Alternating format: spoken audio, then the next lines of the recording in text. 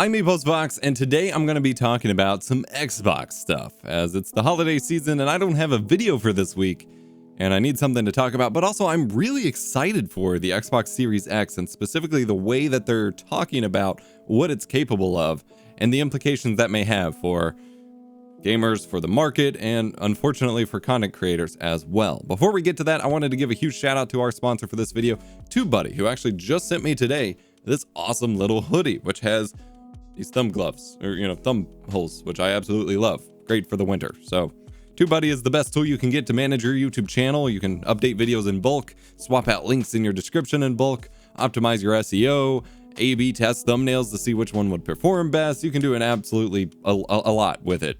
Go check them out, tubebuddy.com/EposVox. I talk about them all the time. I couldn't run my YouTube channel without it at this point. So at the Game Awards 2019, Xbox announced and showcased their Xbox Series X, formerly known as Project Scarlet. And this is their new home game console. It is a giant rectangular prism, basically. It reminds me of the trash can Mac Pro, but it's a box. It still has a disk drive. It's going to play apparently Xbox One games, Xbox games, Xbox 360 games, all the backwards compatibility stuff they've already been working on and kicking some serious butt with, moved forward, and it's going to play new games. And there's a lot to unpack here. I already talked about this a little bit back in streamer news, but there's some more to it that I didn't address there that I really want to focus on. And so that's actually what I'm going to front load this video with, is essentially my my praise for them for being honest as far as what this console can support, because even in their tweets here and in their article about it, they are very specific about what this system can support in terms of graphics, because they specifically say, from a technical standpoint, this will manifest as world-class visuals in 4K at 60 FPS with the possibility of up to 120 FPS, including support for variable refresh rate and 8K capability. They're not jumping on the gun, jumping the shark and saying, yeah, we're going to let you play games at 8K or 4K 120 or anything like that. They're specifically saying that the possibility is there.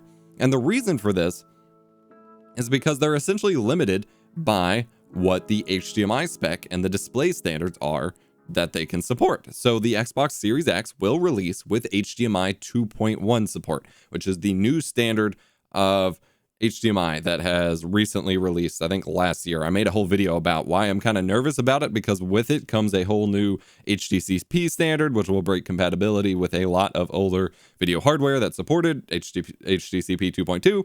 This is like 2.4, I believe.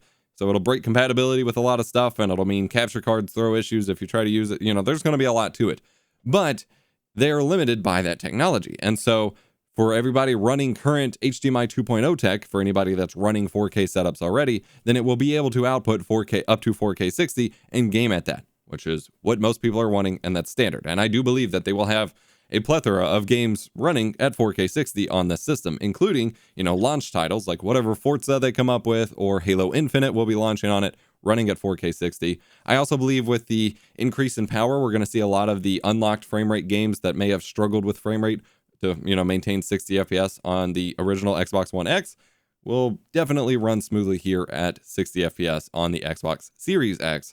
And then we're going to see some games that had dynamic resolution that could go up to 4K but never really made it to 4K actually running at 4K, which will be pretty cool. But virtually no one has 8K TVs right now, or HDMI 2.1 capable hardware, as there isn't real, there's only a few TVs that even have 2.1 capable hardware. Even the 8K TVs, not all of them have it. And no one's really had a graphics card or anything that has supported it until now. And so this is a future looking feature, which is why it says the capability of, because once, consumers start actually integrating 8K TVs or 4K 120 TVs with HDMI 2.1 capability into their system, then they will unlock the possibility of developers potentially supporting up to 120 hertz at 4K on these systems, which won't be the most commonplace thing, but I do foresee some games really pushing that. And for the people who can take advantage of it, it will be there. We will see variable refresh rate with the new adaptive sync VESA standard in HDMI 2.1, as well as the Xbox One X already supported some degree of adaptive sync, but this is the next level of it. And then 8K, I'm not sure I foresee any games actually running at 8K, and if it will be, it'll probably be 8K 30, but we may see something like Forza or a Madden game or something kind of be in a tech showpiece for 8K gaming. at a certain point. It won't be a launch thing at all, in my opinion, but I do foresee it being, you know, a showpiece at some point when they decide that tech is ready. But for the most part, it will be, you know, primarily for media consumption, you know, future looking for the you know, for an inevitable upcoming 8K Netflix streaming service or YouTube at 8K, things like that. And that is essentially what Xbox has done with the previous generation of systems, is they made it so that the Xbox One S could stream Netflix at 4K, and the Xbox One X could game at 4K and stream at 4K and things like that. And it could also game at 1080p 120 hertz. And so they already did this with the last generation, and I see them doing that here. But the fact that they're being honest and upfront about it, that they are not saying, yeah, 8K gaming is here on the Xbox Series X or anything like that. They are being honest about, you know, this is the capability because it's a future looking thing, makes me really happy. Like, they are really learning here. And I'm very excited for what the system looks like, especially since it does seem to mean that you just get to keep taking your library of games with you moving forward consistently over and over and over. And that being kind of fleshed out by Phil Spencer having tweeted about taking the new Xbox home before it was even announced and playing games on it, which means he's already playing existing Xbox One titles on it, as well as them really harping on the whole 4 generations of gaming moving forward backwards compatibility thing. I also made a prediction a year or two ago in a video talking about how I foresee the next generations of Xbox going, because they've said time and time again, this is now an Xbox family of consoles, and they've been very focused on this whole idea of, you know, if you own Xbox, the Play Anywhere program, and if you own Xbox, you play everything everywhere.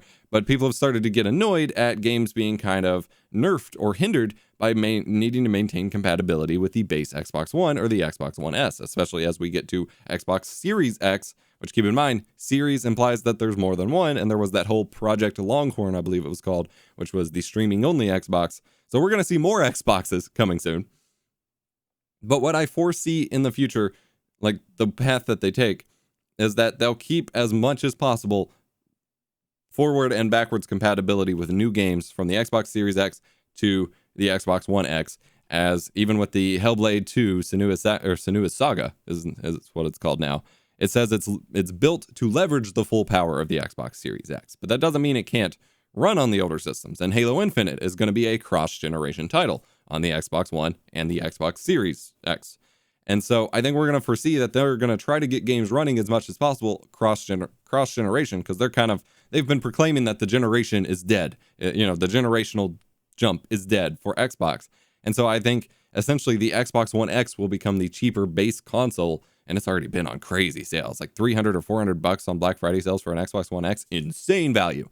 And keep in mind Game Pass, where you barely have to buy games ever in the first place. Xbox is doing some good stuff, but I think the Xbox One X will become the base console. The Xbox Series X will become the new Pro or X, you know, the next tier option.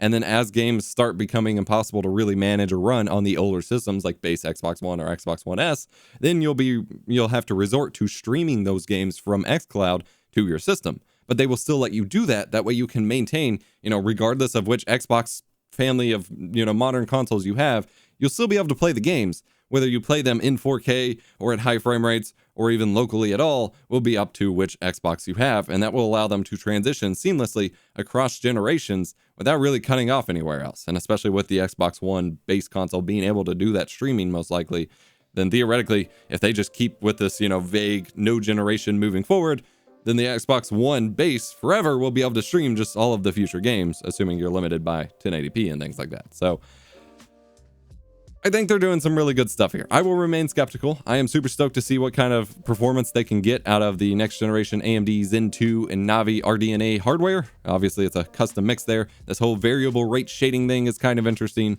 And the NVMe SSD means things will be going blazing fast. I will be curious to see how they handle expansion of storage. The Digital Foundry people suggested maybe like cartridge-based NVMe drives you can slot in there. But I would like to see expandable storage be a consideration, because going from the NVMe storage to a USB hard drive or SSD may cause some funkiness, whereas before it was actually faster to go that way because the internal drive was slower. And then all of the new dynamic low latency stuff is quite an interesting concept, especially like seeing how they mitigate that on current slow TVs will be interesting, but seeing how they do it where they have more control over the TVs with the HDMI 2.1 TVs, where they have more dynamic game modes and more interaction with the TV, I'm super stoked to see what comes of all of this. But I just wanted to share my thoughts because I think it's really, really important that they're being honest and upfront with what their console can support in terms of graphics specs, and, you know, kind of showcasing that this is very forward looking and they're still trying to keep this whole prediction I had of the generation is dead going. So I'm super stoked to check it out. I will be, you know, optimistically skeptical as always when it comes to game consoles, but I think it's going to be a good season for gaming next year. I'm pretty stoked. I will say the naming is obviously confusing for people, and if you go ask your grandma to buy you an Xbox Series X, she may come home with an Xbox One X because that naming, whereas PlayStation 4, PlayStation 5 just makes more sense, but that's fine. Thank you so much for watching. Hit the like button if you enjoyed, subscribe for more tech education and, you know, tech discussion like this. Go subscribe on Floatplane for early access to videos and behind the scenes content. Except for this one, I'm getting it out as soon as possible. I'm EposVox. I'll see you next time.